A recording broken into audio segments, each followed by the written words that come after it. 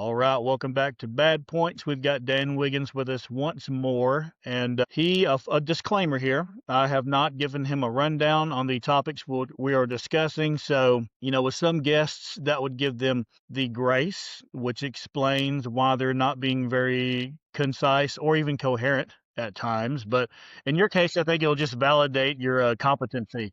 So we'll see how it could go either way with you. I don't know, but so far you've been No pretty good. pressure. No pressure. No pressure, by the way. Okay, so what I did was I typed in the meat of the story into ChatGPT, and for this one, I asked it for two possible resolutions to the issue. So I'll read the situation, which I'm sure you're already privy to. It's a big story, and then after that, I'll read the first resolution and get your thoughts, and then the second possible resolution. Story is: a federal judge in San Francisco on Wednesday blocked the Trump administration from firing thousands of federal workers during the ongoing shutdown, calling the layoffs politically motivated and illegal. The hmm standoff, now in its third week, continues as the Senate again failed to pass a funding bill on Tuesday, with Democrats pushing to extend the Affordable Care Act, health insurance subsidies, and Republicans refusing to tie the issue to the budget. Meanwhile, President Trump redirected $8 billion of unused Pentagon funds to pay military salaries, saying the government would take care of our troops. GOP leaders in Congress surprised Democrats by bringing the $852 billion defense appropriation bill up for a vote today during the shutdown. hmm So that's the issue. I'm sure you're somewhat privy to that. Yeah. Okay, I figured Yep. you were. Yep. But then I asked it, what are two solutions to the problem? So I'm going to read you the first solution that ChatGPT gave me, and we'll get your thoughts Okay. on it. Solution one: pass a short term continuing resolution, or CR. What it does, temporarily funds the government at current levels for a set period, for example, 2 to 4 weeks, while negotiations continue. The benefit: reopens government agencies, pays federal workers, and reduces economic disruption. The compromise potential: both sides can claim a partial win. Democrats secure time to negotiate ACA funding. Republicans keep larger budget reforms on the table. So, what do you think about that solution? Well, I mean, that's the lazy man solution, and it's 100% rock solid. Basically, it says we're just going to keep doing for the next, 30, 60, 90 days, however long the continuing resolution is, doing what we did before while we keep talking about doing something new. It absolutely works. It's been found legal. In my mind, breaks the spirit of the Constitution, although not necessarily the letter of the Constitution. Because ideally, you're supposed to pass a budget every 12 months. However, there are loopholes that allow it. So it works, but it's a lazy man solution, but it is a valid solution. But Victor? it also implies you can't make any changes because it's a continuing resolution. It says we did this prior to October 1st. We're going to keep we have to continue doing the new thing. Otherwise, we have to vote on any individual changes we make until that point. Okay.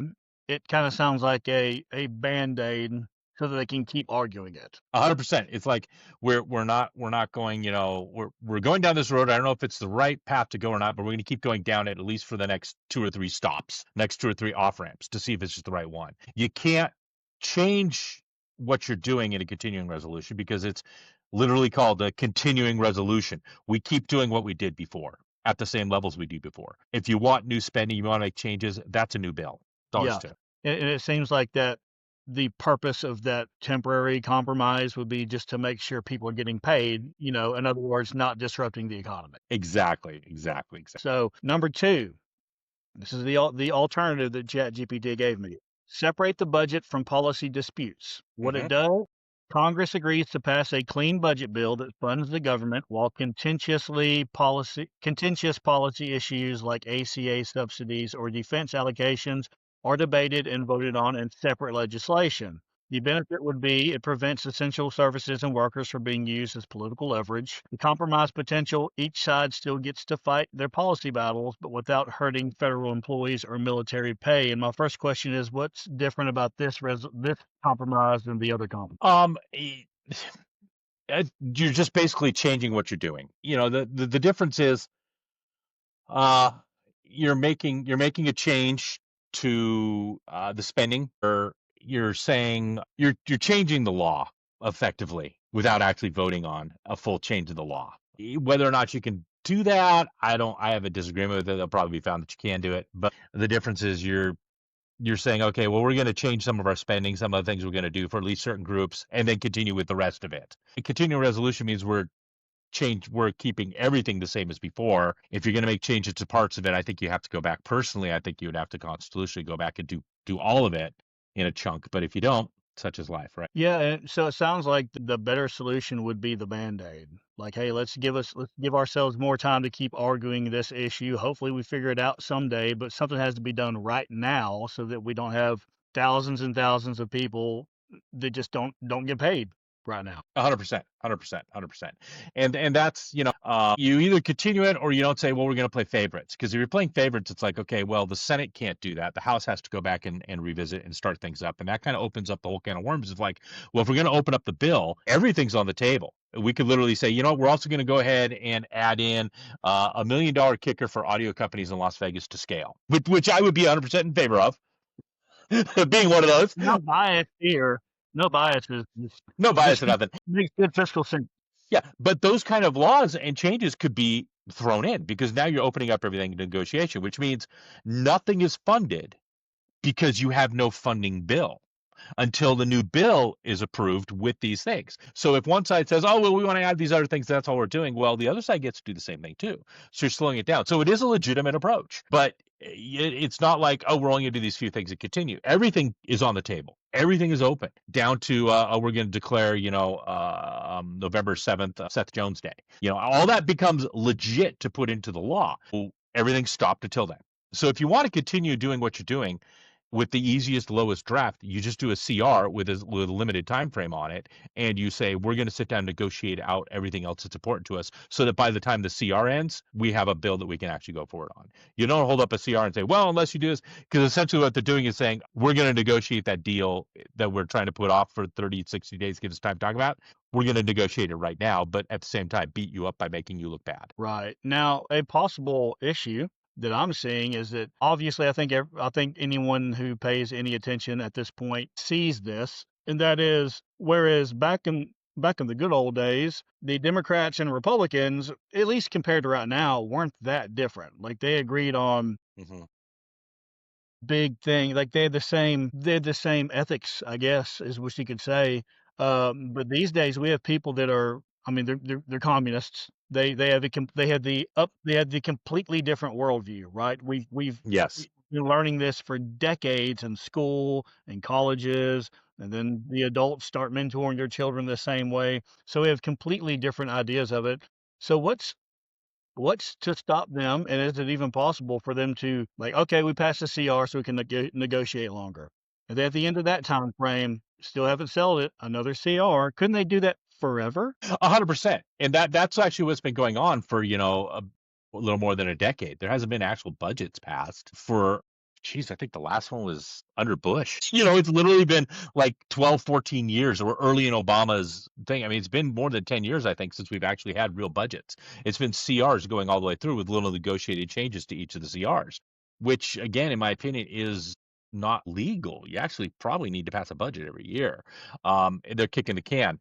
So I would say realistically, if I was in leadership in Congress, I'd be like, you know what, we're doing a 30-day CR right now. And the result of the CR is that, and it's all hands on deck to spend 30 days to come up with 12 new budgets for the 12 different groups. And that's it. And if we can't do that, we're not going to do anything else. That's it. Government just shuts down. Be that as may, that's what government do, because our job, number one, is to budget and to actually authorize where spending goes and who does what and what's spent where. If we can't do that, we're out. You said a budget hasn't been passed since Bush. I think so. What was the big beautiful bill? What was that all about? Was that not a budget? No, it wasn't. It was a bill. So yeah, the last budget, I mean, they've done CRs and things like that, but the big beautiful bill was basically a bill which amended some things. It said we're going to do some changes here. We're going to add, we're going to extend some certain tax cuts. We're going to add some changes to the way departments operate. We're going to change the way we do regulatory things. So it covered a lot of different things, which again, I think is wrong. Every bill needs to be single issue per the Constitution. But they all tie it in again. Well, everything affects spending, thus it's all a single bill. It's the old Wickard v. Filburn bullshit for back in the days, where everything's commerce. It's The big beautiful bill wasn't the entire federal budget. It was a chunk of addressing some significant issues. That's it. Yeah, it was there was like close to $1 trillion allocated to the defense budget, right? Like, isn't that a budget? That has to do with budgets. Well, it has to do with budgets, but it's not actually the budget. It was a That sounds like communist gobbledygook. Yeah, exactly. Basically, it's like, well, we've got a continuing resolution, and we passed a bill that throws some additional money on there. There's nothing that says that Congress, after it does a budget, can't just throw more money at something that decides to throw money at it, and it could do that. And in this case, it said, well, we're going to put a little money into defense, and we're going to do a little more of this, a little more of that. But it wasn't actually a ground up. Hey, we're starting a whole new budget. How much do we give to Department of Defense? How much do we give to Department of Health and Human Services? How much do we give to Department to energy? All those kind of things individually, and we haven't done that for a long time. And so they've been diddling around the sides a lot. So I feel Right. like based on what you said, it seems like a bill can affect the budget, but to do a new budget deal, you are looking into where all the money is going, where it's all allocated. It's more in totality if it's a budget deal, but a bill can say, hey, this one department needs this. Is that accurate to say? Yeah, something's changed. Suddenly we have a massive war that broke out, and so we're going to actually amend the Department of Defense's budget immediately. There was a huge natural disaster. Yellowstone blew up, and so we need to allocate $500 billion into FEMA, Bureau of Land Management, things like that to maintain all this stuff and all those kind of things. So you could do those kinds of in betweens, but a budget needs to be set every annually, saying this is how much we're going to spend in this department. And what they've been doing for the last umpteen years is, well, we're going to do a continuing resolution or continuing appropriations of, well, what we did last year and add 3%. And while that's a form of a budget, I don't think anybody would actually sit down and say, yeah, it's a valid budget. Yeah, Because because like you said, a budget is okay, we have whatever, $10 trillion. Here's what we're going to do with all of it. And a bill is, hey, we have a problem right now. We need money for this. yeah, it's very much that. A lot of times bills also are like, hey, let's just change the way that this previous bill was worded. That's because very few bills actually do whole new things from start. They're usually modifying existing things. Like when you actually sit down and read some of these bills, it's like, well, add the words and/or to subparagraph 4 of section 3 of clause 17 of page 74 of this law. It's doing little tiny things like that. That's doing all these little tweaks. Most people would consider a budget sitting down going, okay, let me look at all my expenses and my income over the last year. Let's look at what we did, and look at the wife going, you know what? We actually didn't. We spent a lot of time on Netflix and Amazon Prime. We didn't really spend any time on Hulu. Let's just cut Hulu out. You know what? We actually went out a lot more than we intended to. We ate less food, but that's okay. We actually enjoyed it, and we didn't spend any over here. So this is balances out. Or wow, car expense is really high. Let's actually look at what we could do to it's those kind of things. They don't do that. They just go, well, what we did last year and add 5%. Yeah, this has to That's be kind of a either, cheating way with budgets. yeah, for sure. It has to be either unconstitutional or just like not how our government is set up, even if that probably is constitutional. But it seems like a really, really, really big deal that they Hmm. have all of our money and they have not for over a decade decided what to do with it. Yeah. This seems And it like may even complete broken government. That's right. It may even go back further than that. I'm looking at them. I can't remember the last time we actually passed 12 budgets for the 12 different departments as needed. It's been an insanely long time. It's a way that Congress cannot do their job but do their job. And Yeah. it's all very much positioned about, well, I voted for this, and my opponent didn't, and my opponent doesn't want to vote for that. And that's why you need to vote for me and leave me in Congress. So I can keep making lots of money and have lots of power and a lot of perks. Very few actually go into Congress. Everybody goes into Congress talking about how I want to make the world better and everything like that. And within a couple of years, they're all corrupted. I don't care who they are. Yeah. And It just comes. if I'm a corrupt politician, of which most of ours are, it seems, it would be very easy for me to say, yeah, they want to do the budget because they want to put your money here to help these bad people, right? I'm Yep. sure they Yep. do that constantly. They're like, I'm not gonna let them take it to the budget because we know they're gonna take money from black people. They're gonna do this to gays. They're gonna give all the money to the white people or whatever the case may be. I'm sure they do that. Yeah. 100%. And that's, it's just a lot of show game. But if you're going to do a continuing resolution, be honest about it. Say, you know what, we don't have agreement about what we want to spend, so we're just going to kind of keep spending what we did before. The problem is they go, we can't agree on what we're going to spend, so we keep spending what we did before and add an increase across the board. And that's the problem. because you don't really know what's coming in. It's one of those little things. If I did this analysis about 10 years ago. Now, obviously, things have changed since then because stuff really went sideways over the last 5, 6 years in terms of spending. But at that point, if we had literally said what we're spending is what we're spending today, and we will allow it to increase annually at the combined rate of inflation plus population growth. So if inflation went up 3% and population went up 2%, you get 5% more spending. And that kind of makes sense. It's like I got more people I have to take care of, and the cost of taking care of each person costs more. I will do that. If we had just done that in about 20, and then you look at how GDP grows over time without any tax changes on anything else, just holding and saying we're going to only increase budgets based upon population growth and cost of inflation, cost CPI, the inflation cost, in 15 years, we would have a budget surplus. In 45 years, we'd have no debt. GDP tends to grow faster than the combination of inflation plus population growth. So when inflation and population growth are going 4 or 5%, your GDP tends to grow, maybe 5.5, 6% on that. And you collect extra tax revenues because, as we know from Hauser's law, you get about 70% of GDP comes into tax. Doesn't matter your tax rates. You're floating somewhere between 16 and 19, average about 17.5%. That means you get an additional 17% tax every single time that money goes up above that rate. And eventually you're just collecting more tax rate doing nothing. And you grow yourself out of debt. So the problem comes in when they say, we're doing a continuing resolution and we're going to bump everything up 7%. Well, that's faster than inflation, and that's faster than population growth. Why are we spending more? Oh, because this person wanted that special deal, and that person wanted that special deal, and that person wanted that special deal, and we're just going to give them all. Instead of going, no, that's not right. And of course, all of this simply grows government, and that's Exactly. the goal for any leftist and some people on the right that envision a future of a fascist regime that can do whatever they want for the greater good. Yeah, I posted a few days ago this interesting little factoid. A lot of people don't understand the difference between median and average, so I'm going to explain it. I assume you do. Median means if you stack 100 people, who's right in the middle? From like the one who makes the least amount of money to the one who makes the most amount of money, they would median wages. Who's right in the middle? So half of the people make less than this, half the people make more than this. Average means sum everybody up and divide by the number of people. 99 people who all make $100,000, so one guy makes $1 billion. Well, your average is really close to the billionaire, not to $100,000. Whereas the median would be $100,000. Right? So a couple high earners don't screw your scale there. The median income of a federal worker, this is the median federal worker, is $117,000 a year. That's the median income. It means half the federal workers make more, half them make less, but their median is 117. The average actually is a little higher than that, which gives that skewing everything, things like that. The median income of a non-federal worker, non-government worker, is $62,000. So it's they make about double. better job to work for the federal government. It's a better job. Yep. And so when you look at adding more people working in federal government, it means you need essentially the income of multiple, because the average person pays about 12% in income tax, okay? Which means I need essentially at that point, I need $1 million worth of private people, which means I need 16 private workers to fund every single new person in federal government. And we're not seeing that. No.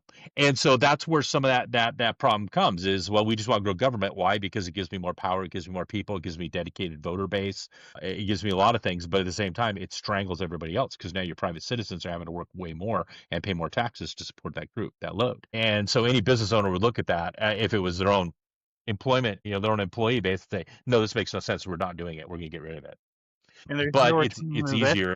Because things don't get better for us as government grows. We've been seeing that for a very long time, especially Correct. recently. Yeah. And did you know, actually, if you ran your business on the same reporting and financial standards that the federal government runs, you would be arrested and convicted of fraud by the IRS and the government, because the way they report things, the way they allocate stuff is actually illegal for private companies to do, but it's been made legal for government to do. So you have to change this. And really what you need to do is step back. And if you're going to do CRs, great, be sensible with them. Say, you know what, we're freezing spending at what we spent last year plus population growth and inflation. And it's not going to go faster than that. And then understand that historically GDP outpaces that. Thus, your share under Hauser's law, your share of taxes of GDP outpace that, which means ultimately you get to a point where you have no deficit, which means you're paying down your debt, and ultimately you grow yourself out of debt. And that absolutely is mathematically, you can take any 60, 70-year period. I don't care if you shift it 2 or 3 years, whatever. If you start it right at the depression when everything went down, or end it right at the depression, or end it at the big dot bomb crash or the housing crisis, you don't care what you do. You're going to find that works true. It's a very simple algorithm, but nobody wants to do it because it takes away a lot of the power and a lot of the prestige of Congress of being able to pull individual little levers to maximize my own position to keep myself there. People forget when Congress started, the pay of a congressman was a pittance. It was below what your average commoner would make. And that's why a lot of early presidents and vice presidents and congressmen and senators were all extremely wealthy individuals, big business owners. Oh, there's a bunch of rich white guys who ran everything. Yes, because that's the only people that can afford to do it. At the same time, they were rich and powerful to start with. They weren't going into government to become rich and powerful. They already were. And they saw government as, hey, I'll give them 6, 12, 18 years, maybe max. I'll give them 8 years just to help get things straight. And then I'm going back and making sure my business and my family are taken care of for the next couple hundred years. I did it as a civic duty. I didn't do it to become rich. I didn't do it to become powerful. I did it because out of a sense of duty. And we're not in that situation anymore. The congressman started $174,000 a year. That's 3 times what the average American makes. And they work a lot less. I mean, I think this year they're getting 115 vacation days. I personally would love to have 20 weeks of vacation. I think it'd be great. And to have all my travel costs covered and all my food costs when I'm working covered and everything else. It doesn't happen. I mean, every time I start a contract, I negotiate out who's paying for travel, who's paying for gas, who's paying for hotels, who's paying for food, who's paying for all these little things in between when I go work on their job site. Every single one of those is negotiable. They just get it for starters. Oh, and by the way, I'm going to get, a slush funds given to me. I'm going to have all my communications costs covered. I'm going to have a lot of extra things. So it's a phenomenally wealth generating position to get nowadays. And that was a big change that happened with around the right after Wilson, and especially exploded as FDR came in, of the power and prestige of being somebody in federal government. Prior to that, people were very respectful of congressmen and senators because these are insanely wealthy people who are already powerful and captains of industry before they became a congressman or a senator. They were already very influential and powerful to start with. Now it's like, well, I don't give a crap who you are until you become a congressman or senator. Now you're everything that's important because of who you are position wise. That was the subtle shift. So if we had people in there who are actually interested in solving the job, the easiest job, the simplest solution is, you know what? I don't want to change anything. Just keep going as we are. And this is how you can increase annually. After that, we don't care. And in 20 years, it's hey, you know what? We're making a surplus. We're actually paying down the debt. 30, 40 years after that, hey, we're down to zero debt. This is great. Then we could talk about maybe a tax cut. Until then, just don't do anything. Just Yeah, hands off and let it steer itself. right. And, obviously this is monumentally, it's all screwed up. And we like to say, of course we want term limits that would take away that incentive to becoming a congressman and then, oh, cool, I'm going to do this for the next 40 years and retire with the Mm-hmm. best benefit possible. Yeah. And we like to say we need new politicians, but we vote for the politicians. So Yes. nothing's gonna get fixed until people know what's happening, which is why I like these types of conversations. So I appreciate that. The next one's really gonna show off how much your brain weighs. Yeah. I don't fundamentally understand much of it, but it seems right up your alley. I'll hold my head up here. You're gonna need one of those neck braces. Yeah. Yeah. One around the house. Yeah. So here's the news story that I read. A growing dent in Earth's magnetic field, known as the South Atlantic Anomaly, has expanded by an area half the size of Europe over the past decade, according to new satellite data. Mm-hmm. Stretching between South America and Africa, the anomaly has significantly grown since 2014, raising concerns for satellites, astronauts, and high altitude flight due to increased radiation exposure. Scientists believe that shifting flows of molten iron beneath the Earth's surface, possibly influenced by a massive subterranean hot blob Mm-hmm. under Africa, are warping the Earth's magnetic field. So, first of all, and I got two proposed solutions. First of all, is all this, you privy to all this? Does it make sense to you? Yep. Yep. Yep. I'll read you the first one. First solution: satellite and spacecraft shielding and software adaptation. What it means: engineers design satellites with radiation hardened electronics, protective casings, and automatic shutdown or safe mode protocols when passing through the anomaly. An example: the Hubble Space Telescope suspends observations while moving through the SAA to avoid data corruption. The goal would be to prevent radiation damage and loss of data rather than trying to change the magnetic field itself. So, what do you think about the solution? Well, I mean, that's what's already done. I mean, that's kind of the default thing. You already do EMI and RFI hardened. It's like, we have a whole fleet of like, what is it, 30, 35 satellites that are specifically tasked with just observing the sun. And then we're out well outside of the magnetic protection of the Earth. They're like right into the heliosphere exposed. They're all hardened. I mean, 95% of the amplifier chip I use in a lot of products that we put in our little tiny silicon DAC actually is EMI RFI hardened and is EMC rated for like, space kind of things. And it's a $3 amplifier chip. So that to me is the easiest way to do it. Is like, oh, just make sure the system is hardened from electrical standpoint. Make sure that it has a what they call a watchdog timer, which is a timer every, from a millisecond or microseconds to every few seconds or every hour. Hey, if the CPU hasn't done something, it runs autonomously on its own. It just resets the whole system, forces you to reboot. Like, okay, I'm good. Things like that. And make sure that the software records what happens up to the point of failure, and then it starts recording right after that again, and then you can go through and redesign it and take care of it. We deal with that stuff all the time. So that to me is the most logical way to do it. You can't stop the Earth from shifting. You can't stop these kind of things. The hole is not that big. It's 1.5% of the size of the surface area of the Earth. It's tiny. It's actually not a big area to worry about. That is a simple thing to do. To me, that's the logical way, because we already have the capability. We're already doing it. Yeah, I so don't know what the that issue is. solution is basically, hey, just keep doing what we're doing and make sure we do it. That's Yep, basically it. exactly. Make sure it's a checklist item on the box. Whenever you do something, I'll make sure it does this. Oh, yeah, that's right, done. Okay, so that sounds like the winner, but we'll read this other one and see if that's interests you at all. Continuous monitoring and magnetic field modeling. This sounds like an overcomplication, but let's read it. What it means, agencies like ESA, swarm satellites, and NASA continuously monitor the SAA to update magnetic field models, for example, the World Magnetic Model.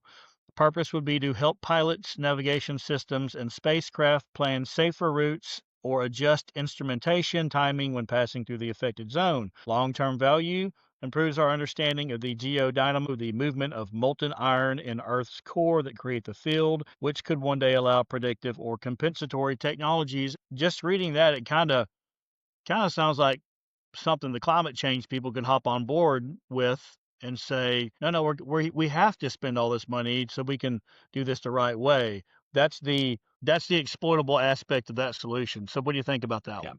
You know, I'm all for measurements.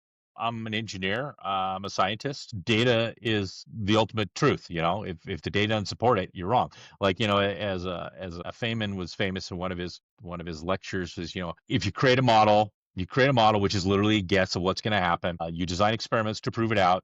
You collect data. Doesn't matter how famous you are. Doesn't matter how smart you are. Doesn't matter how many degrees you have. Doesn't matter how many people back you. If the data and your model don't agree, the model is wrong. The theory is wrong. Guaranteed. Data is always right. There's to it, right? And so I'm not a big fan of relying upon models. I am a big fan of measuring data. And so I take a lot of data because that's the best way of truth. And I'm also a fan of, take a little bit of money, not a lot, and go just kind of try to fit the data and see if you can figure it out. But until your model actually shows a very high level of correlation of predictive nature over several years, put no trust or faith in it at all. If it can't catch little random anomalies, it's not ready. And we may never be able to model it because we don't understand what's going on in there. Just actually, it was literally 30 minutes before this started. I was on a call with an engineer, 45 minutes before it. And we were looking at some data. My theory and my initial design and some of the envelope physics said, hey, if I do this little electrical circuit, something's going to happen with the electrical phase time delay. That's what should happen. Yep. And that's what I believe. Okay. So he went and took it and plugged it into a pretty high end model. I mean, it's like a $20,000 modeling package. It's like, yeah, yeah, yeah. But it showed this weird discontinuity at this point, and I don't think something's right there. I'm like, yeah, what's happening is it's not accounting for real time. It's kind of doing its own internal correction. So things look all good on its own internal displays before it shows to you that's a statistical anomaly. He's like, oh, I didn't really.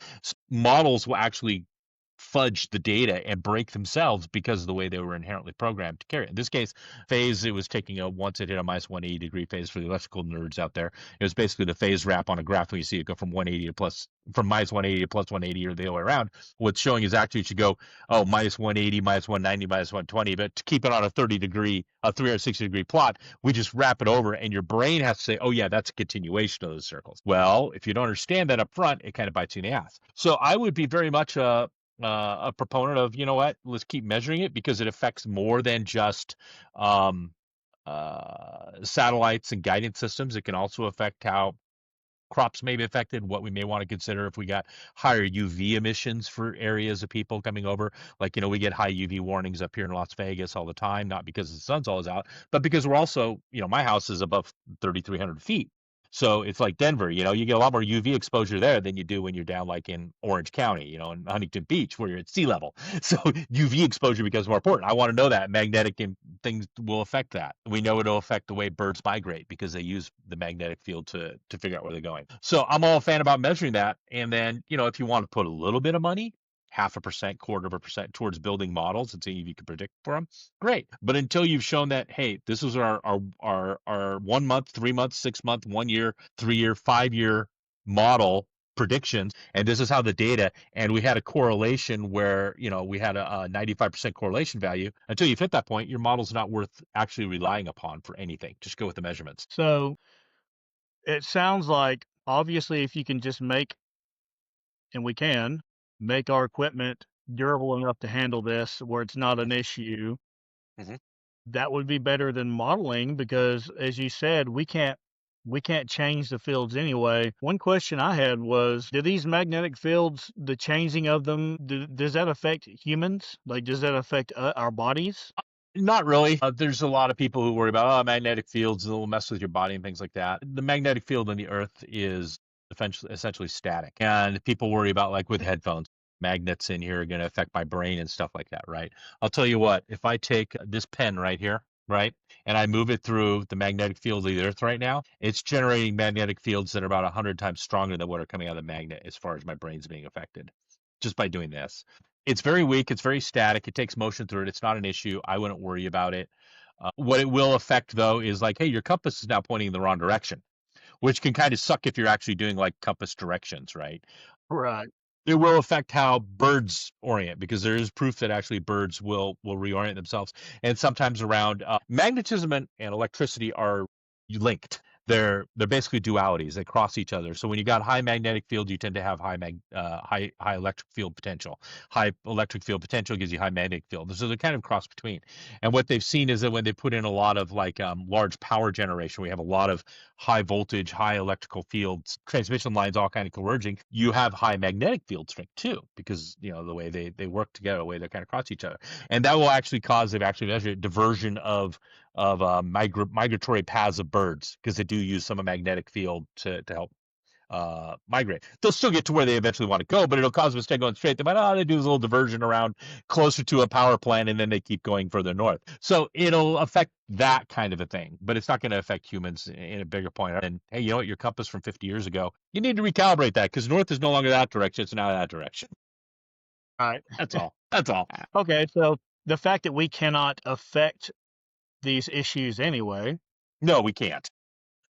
tells me that, yeah, the solution is to adapt to what the Earth is doing. We cannot, we 100%. can use that. So that seems like a 100%. cut and dry thing. You can do all the mapping you want to if you'd like.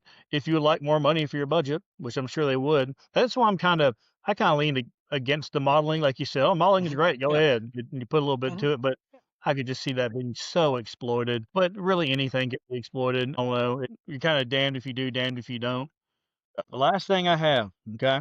This is it's effectively going to be about porn on AI, Yep. generating porn on AI, things like that. So Yep. it says OpenAI CEO Sam Altman says ChatGPT will allow erotica for verified adult users once age verification launches in December. The update will let ChatGPT create adult themed content for users who verify they are over 18. So that's going to be the future. I cannot foresee a scenario where when AI gets so good that you cannot possibly, and this is going to happen as you're well aware, you cannot possibly tell if it's fake or real. Like, is this girl servicing 8 guys around her a real girl or it's Yeah. looks real to me? I can't tell a difference. So it may as well be real at that point because we don't know what's happening.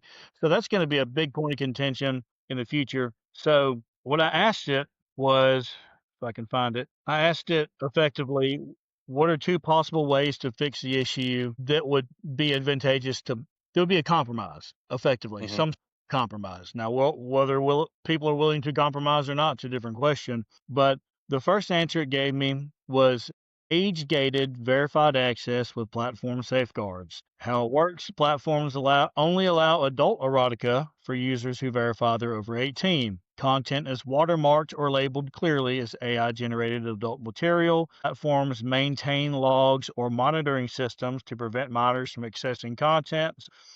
If you want to look at porn, they're going to know what you're looking at. It's kind of awkward. Why it satisfies both sides. Pro free expression. Adults can still access erotica. Pro safety. Children are blocked, and safeguards reduce the risk of exposure to illegal or non consensual content. Challenges. Privacy concerns with age verification. Technical enforcement may be imperfect. So, what do you think about that solution? If it's on the internet, you can't stop it. My choice is if it's out there, it's not going to stop it. There's no way to stop people from accessing it. There's no way to ensure that I'm tracking what a person's doing. There's no way for me making sure that you're of a certain age or area where you already say you are. I look at this in general, not just in porn, but in overall and things like, oh, well, we want to restrict hate speech. We want to restrict trade, trademark infringement. We want to do, there's no way to stop anything on the internet because it is so deconstructed. It's basically decentralized. You can host things anything you want. Like my own company, I'm using a hosting company that's based in the UK, and my servers are in two locations. One is in the Netherlands, and the other one's in Phoenix, right? And this is where my company is. So I'm basically using a UK company who doesn't have any physical servers in the UK. They're elsewhere. Whose laws do I exist under? And I'm Yeah, using pipes that who the hell knows go through. So, I look at this kind of thing and I understand, hey, we want to make sure this stuff's not coming out there, things like that. You know what? You can't stop it. It's already there. There's a lot of it's already being generated. There's lookalikes. I mean, how many people swore that, I could see Rush from my house was actually Sarah Palin saying it? Well, it's Tina Fey. And Tina Fey actually looked fairly close to Sarah Palin when she did that whole thing. That's why people bought into it. And that wasn't a good actress who looked close enough saying something, and most people bought it. So same concept. the same concept, exactly. And if you want to stop porn and stuff like, oh, I don't want people to see certain things. You know what? They can already see it if it's out there. Oh, well, we could track when you're doing it. Great. Can you track it through 3 different VPNs that are bouncing through a couple different remote servers or on a Tor network where nobody can get it? No, you can't. That's impossible to track. So, that's how people are like inside China actually using banned apps like Facebook and Twitter and things like that that you can't use, or It's a Google. VPN. It's amazing how many of my business contacts have Gmail accounts inside of China.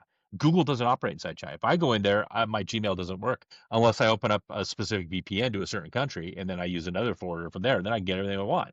So it's already going around some of the biggest firewalls in the world. It doesn't matter. So I look at a lot of this is very much like the explicit lyrics on albums back in the 80s. I don't know if you remember that with, Tipper Gore and things like that about, oh, we got to, crank down on this and things like that. You create. Eminem was a big bonfire with that whole thing because he was real he was real explicit.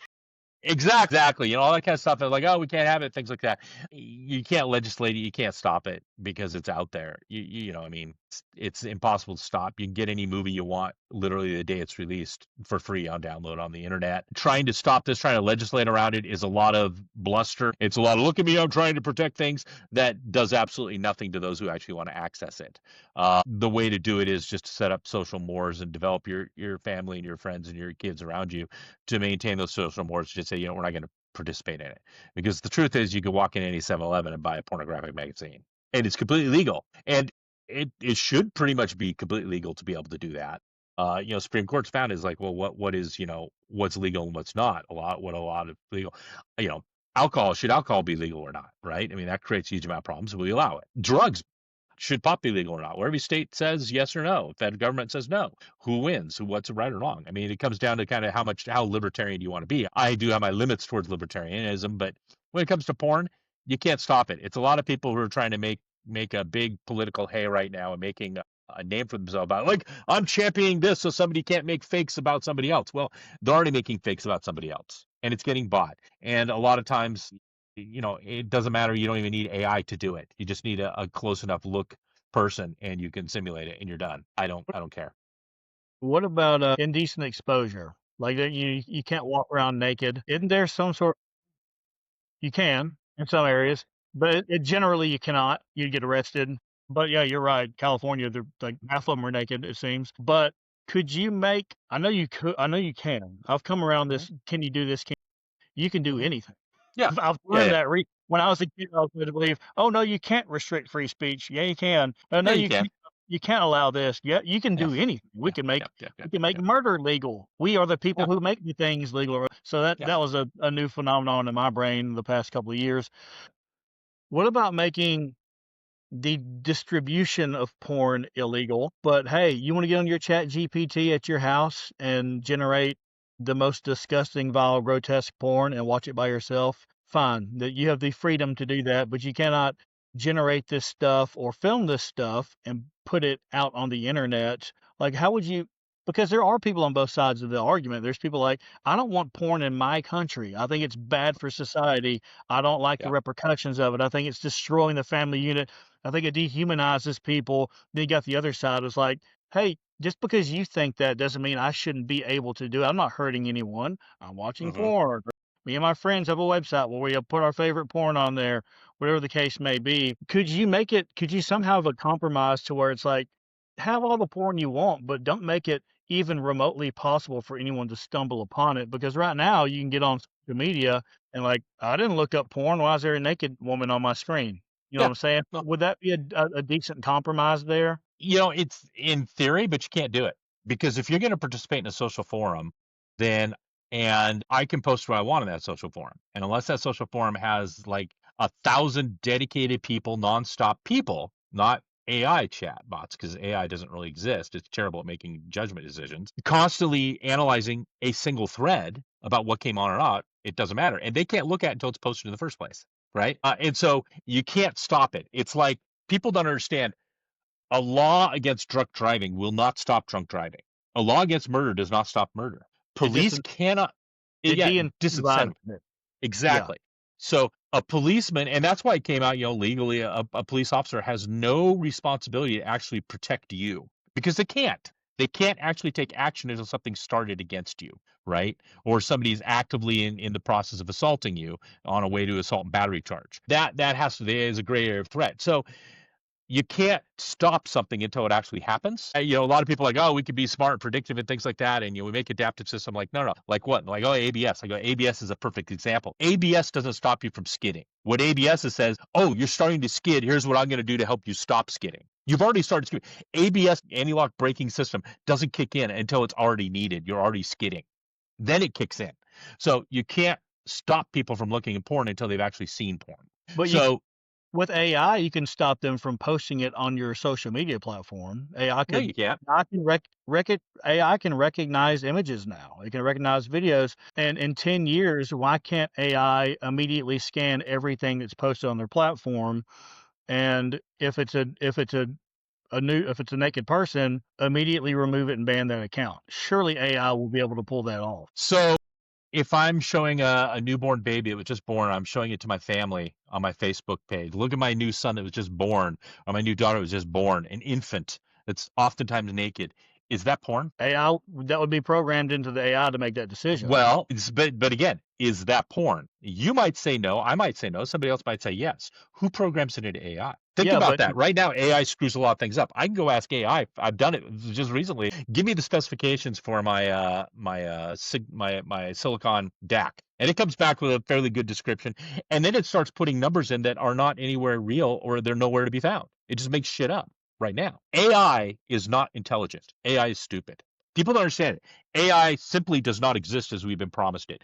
What AI is a large language model, the LLM you hear about all the time, front end on a search engine. Essentially, it's an easier way for you to ask Google, hey, Google, find this information for me. That's all it is. It doesn't think, it doesn't make decisions. When it comes up and says, hey, create me an image of three guys playing guitar in a honky tonk bar, what it does is say, let me look at a whole bunch of pictures of people playing country music. Let me look at bars and let me just throw them together. It's not right. at all what an artist would do. And that's why But it for a long can't. time you were getting like 6 and 8 fingered people. Right. Yeah, it looked ridiculous. But Yeah. I kind of miss those days. Maybe I'll tell Yeah. AI to fuck up my pictures. That's But right. AI can recognize images. Like if Well, you yes. upload a picture and it's like this is a man with a beard sitting in front of a computer screen with a guitar behind him. It looks like a Martin guitar. It's already really good at that, and it's going to get better. So with the baby situation, what you would do is you would prescribe to whatever AI is scanning every post and Hmm. say, Hmm. let's just you got to pick one so it can move forward. Yes, a Hmm. naked baby is porn. So now you can't post a picture of your naked baby on the internet because it will get removed immediately and either give you a warning or block you depending on how many strikes you have on your account. So I think it can be done. I want to just not really should it or shouldn't it or what are the parameters, but it can be done. And even if for whatever reason it couldn't, surely it will be able to shortly into the future as AI exponentially gets better at doing these things. I don't think it will because it comes down to judgment call morality. So it's like, Well, what is porn? I'm talking about before you go that way. Can we agree that it will be able to be done? No, You don't think it'll be able? no, no, You'd no, be no, able to no. program it to, hey, that's a naked body. It can't be on here. To be able to do that, it has to have a sense of morality. In order to have a sense of morality, it must actually be alive. It must have a sense of its own inherent mortality. To understand morality, you must understand mortality. But That's why, it can understand naked and clothed. well, that's an easy thing. I could train anybody to do that. The difference is between naked, is it appropriate naked? Is a Da Vinci carving of a naked body porn? That would have to be programmed as well. That would have Well, to say, but now, but who's it programmed by? If I am a strict person that says that's porn, then it's classified as porn. But to 99% of the people, it would be no, that's not porn. So right. it comes down to the AI is not making a decision. Somebody else made a decision and told AI this is what it is. But AI does that not would have to think. happen.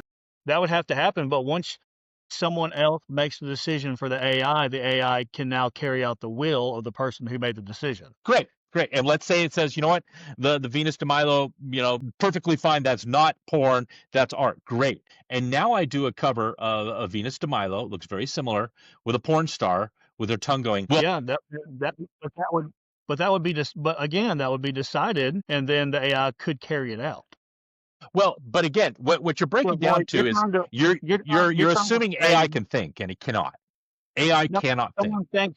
someone tells the AI what constitute like, hey, if you see a woman's nipples, get rid of it. If it's a statue with nipples, it's okay, or if it's a statue with nipples, it's not okay. I understand we'd be making all those So decisions.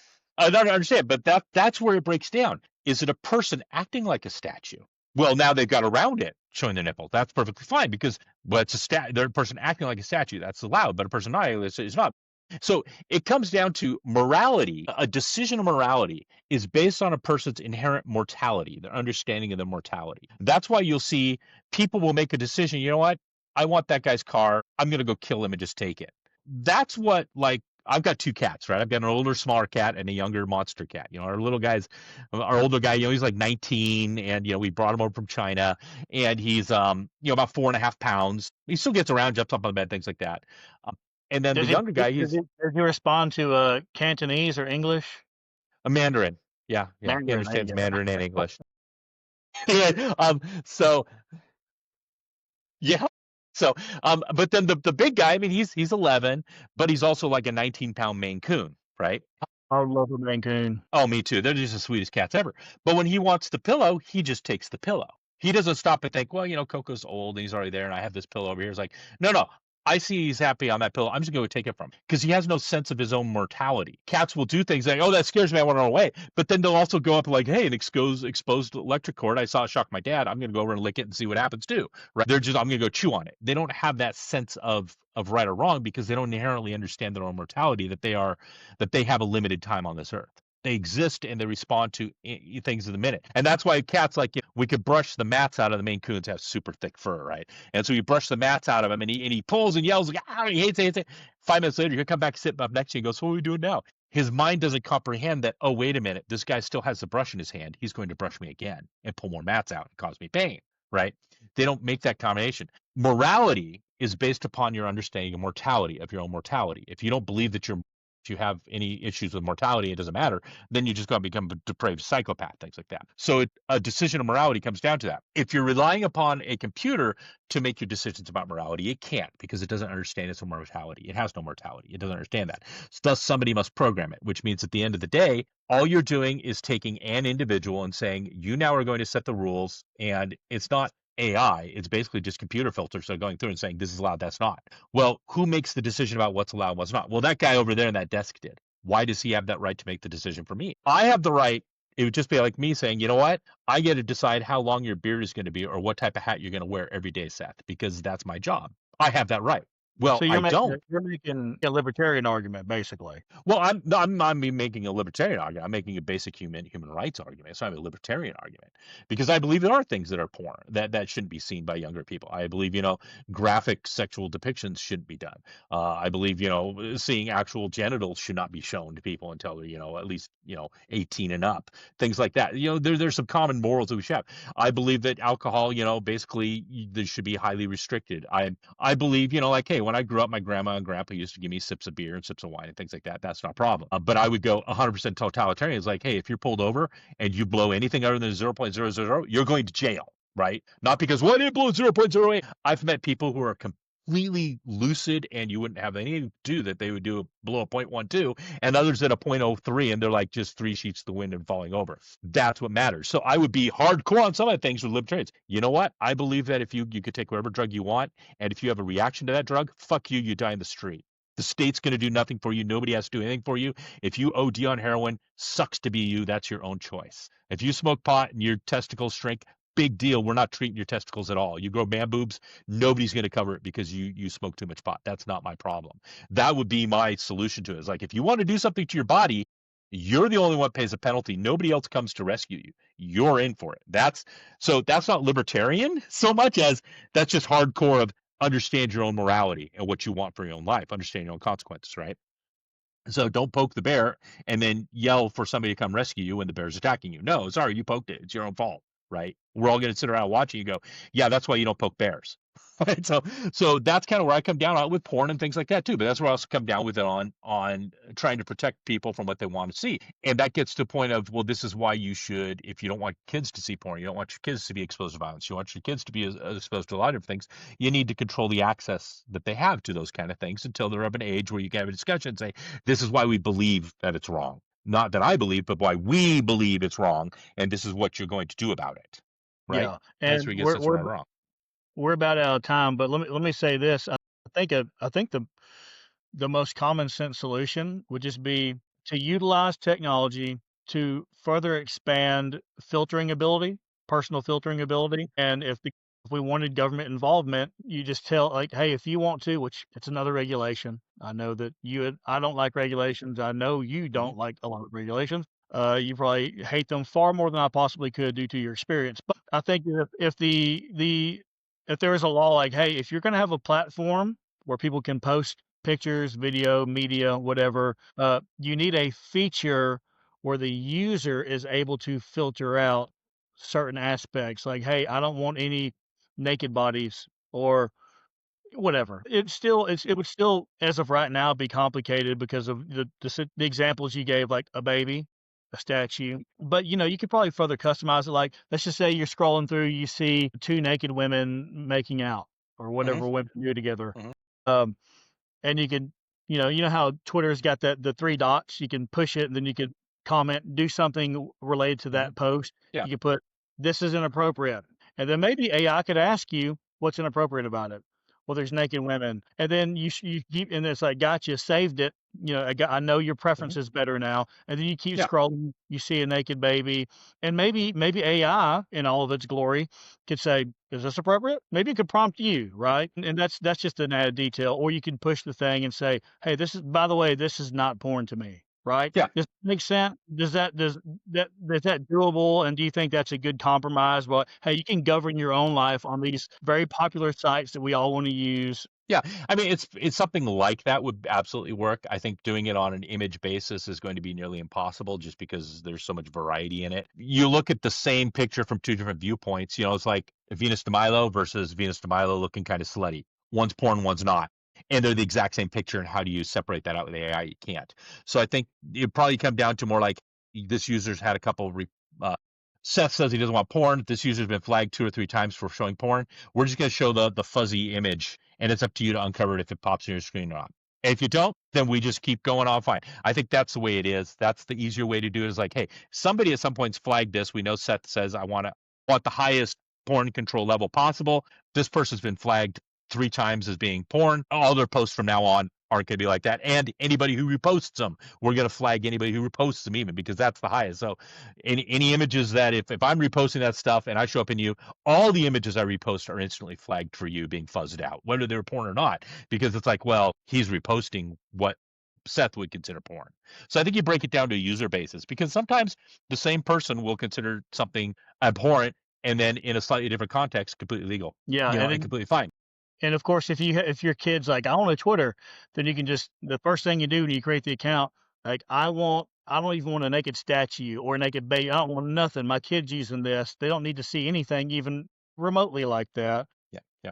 Maybe that would be a measure, but It gets down to things like, if you think about some of the early driver's ed videos you saw, or OSHA safety videos, things like that. If they were God, just on the internet, naturally, they'd be considered snuff films. You go to jail, but they're important that people watch to say, "Oh my God, that could happen.